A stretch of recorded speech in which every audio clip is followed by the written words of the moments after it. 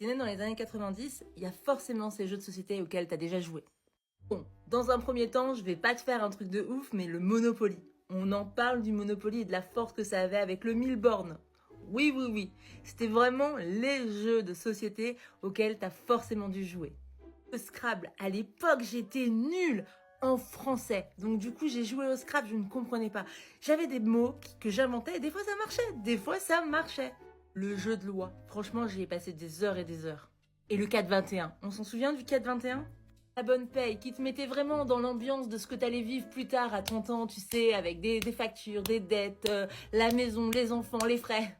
Le gars qui a inventé ça, c'est un psychopathe. Dessinons la mode. Et franchement, je l'ai revu il y a pas longtemps dans un magasin de jouets. C'est plus exactement la même chose, mais sincèrement, le truc n'a pas bougé. Et les enfants, ils ont toujours quand même l'idée de devenir styliste, etc. Mais sincèrement, personne ne devient styliste avec ce truc.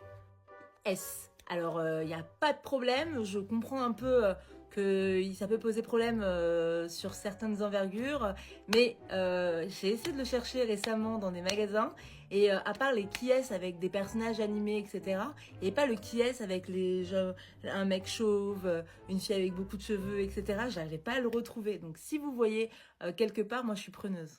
Je l'ai racheté récemment, le Docteur Maboul. Franchement, c'est un truc de fou comment c'est le jeu par excellence avec les enfants auquel il faut jouer. Puis franchement, dans les années 90, on jouait à des jeux simples comme le Puissance 4 ou la Battle Navale.